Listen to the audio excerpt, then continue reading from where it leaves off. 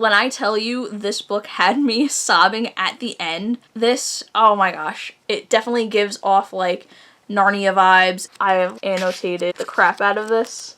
I had never heard of this before. There were parts where I was laughing out loud, like hysterically. There were parts when I was crying my eyes out.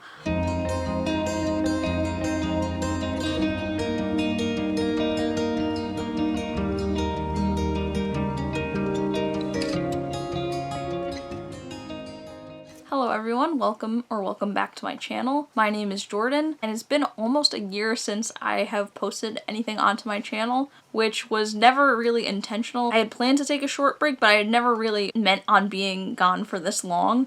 You know, life just kind of got crazy, a lot of things happened. I started a new job, so that just meant less time for planning and recording videos. But it's the beginning of June, which means summer is coming, so I should have a little bit more time. I've already got some ideas written down that I think would be a lot of fun. But yeah, I just wanted to kind of reintroduce myself really quickly. My name is Jordan. I love reading and watching movies and all different kinds of nerdy things. So if you're into that, hopefully you will consider subscribing. So yeah, like I said, it is the beginning of June, and so far this year I have read over 75 books, which honestly is just like crazy to me. But you know, when the hyperfocus kicks in, honestly, that's a really good time for me to just devour books. And that's pretty much what I've been doing. So I figured it's about halfway through the year, and I wanted to just share with you some of the books that I've read so far this year that I have really enjoyed and that I think you guys would enjoy as well.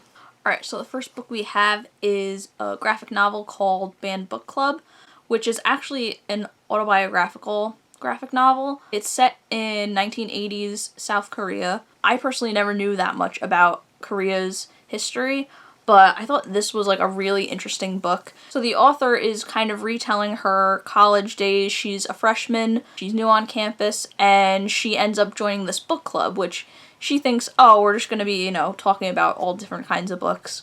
And she gets there and she finds out that it is a book club specifically where they're reading banned books. Like, this is like the most serious thing. Like, if you're caught reading some of these books, you are beaten, you are thrown into prison, which honestly really sounds kind of crazy. And you know, banning books is still something that happens to this day, so kind of picked this up, not really expecting much out of it, and it's a very short and quick read.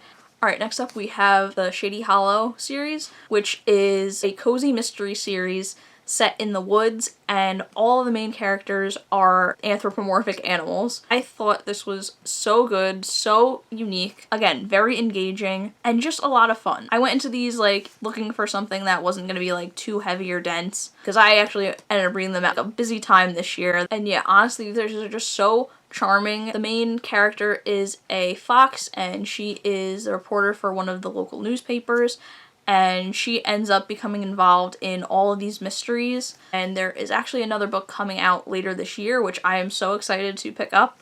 Alright, next one we have is Legends and Lattes. So I actually play Dungeons and Dragons, so when I saw this cover, it immediately piqued my interest. And this really is kind of a story about, like, you know, what happens after, like, she goes on this big adventure, and she just kind of wants to settle down and form some roots and open up a coffee shop. So again, another really enjoyable book, another, you know, kind of cozy vibes kind of deal. So if you're into fantasy, Dungeons and Dragons, all that kind of stuff, I recommend picking this one up as well.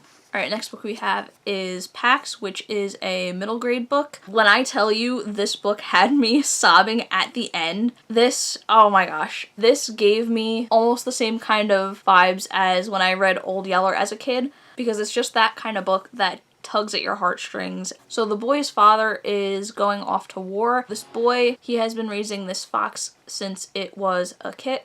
The father tells him he has to release him back into the wild, and it's very, very sad. The boy actually ends up leaving to try to go find him again, and it's just sweet, like, that they're trying to find each other, and just, like, the trials and, like, things that they go through to try to reconnect with each other. Yeah, this one definitely was a tearjerker, and I wish I would have known that going in because I would have been better prepared, but nevertheless, I really enjoyed this one. Alright, next one we have is The Outside Boy. This is one that I picked up from Book Outlet a couple years ago, and I just never got around to reading it. I thought, you know, eventually I'll pick it up. And so this book actually fit into one of my reading prompts for this year. It's about a young boy who is living in Ireland, and he is basically like a gypsy. I think they call them travelers in the book, but basically, you know, the idea of like a gypsy, you know, traveling in the wagons, not really staying in one place for very long. And he ends up finding a picture of his mother, and she's holding a baby, and she is standing next to a man who is not his father. So he's trying to figure out, you know, who his mother was, who he really is, if his father is his real father. And there is just so much going on in this book. There were parts where I was laughing out loud, like hysterically. There were parts when I was crying my eyes out. I had never heard of this before, and I really haven't seen it anywhere on social media, but I think it's definitely an underrated book, and I really, really recommend that you guys pick this one up. Alright, the next book we have is Fairy Tale by Stephen King. This is one that I had started at the end of last year, but I just put it down and I kind of never got the chance to go back to finish this. So I decided, screw it, I'm going to pick it back up and just finish it. And I really did not think that I was going to enjoy this as much as I did. You know, the beginning was a little bit slow. For me, it picked up more towards like the middle. I don't want to give too much away to the plot, but for one of his newer books, it was pretty engaging, and I really enjoyed the characters and the setting. It reminded me a lot of the books that I've read so far in the Dark Tower, so I'm not sure if there's any connections there. But, you know, Stephen King is just so good at writing kids and teenage protagonists. This is another one that's, you know, kind of like bittersweet. And like I said, for one of his newer books, this was actually a really, really good one. Alright, the next book that we have is the first 3 books in the Wing Feather Saga series. This, again, was not really expecting to enjoy as much as I did. I kind of saw it online one day, and I thought, oh, this sounds like a pretty interesting series. This is just another really, like, heartwarming story. These siblings who find out that they are the heirs to a long-lost kingdom. You know, it really is, like, at the end of the day, kind of like a good versus evil kind of battle. It definitely gives off, like, Narnia vibes. These creatures have kind of taken over the town that they live in, and, you know, it's a very, like, oppressive kind of ruling system. So they are trying to make it back to their homeland and kind of take back the kingdom and fight against this really, really evil power that's trying to take over everything. But yeah, this series is really, really good. I was sucked in from, like, the first few pages, and I'm currently on the last book of the series, just about, like, a little less than halfway through. And when I tell you, each book just, like, adds and gets better and really helps the series develop into something that is really, really great. So if you are looking for a really interesting and engaging middle grade series, I highly recommend picking this one up. Alright, so the next one is, again, another middle grade series. It's actually a graphic novel that was a webtoon at one point, which I personally have never read any kind of webtoon, but this series was so good. It's called Hooky. So I actually read the first book at the end of last year because I had gotten both of these for Christmas. So I read this one last year, and I finished this one not too long ago. And again, this is just another fantastic series. It's about twin siblings who are witches. Witches really aren't kind of accepted in their society, and they get in trouble, and so they actually end up on a wanted poster. People are trying to track them down. They're still trying to learn how to use magic, so just the hijinks of the magic not really working for them yet because they don't know how to use it. And just the bond between all the characters. The characters are so good and unique, and, like, I really can't say that I have a favorite character because I really just love, like, this whole main cast of characters.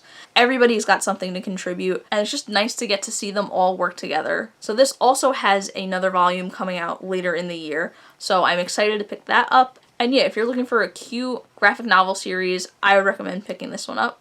Alright, this next one I've seen a couple people recommend. A lot of people who have read this say that it is one of their favorite books, and that book is Tuesdays with Morrie. In this book, the author finds out that one of his old college professors has been diagnosed with ALS, and he's not doing good. He doesn't have that long to live.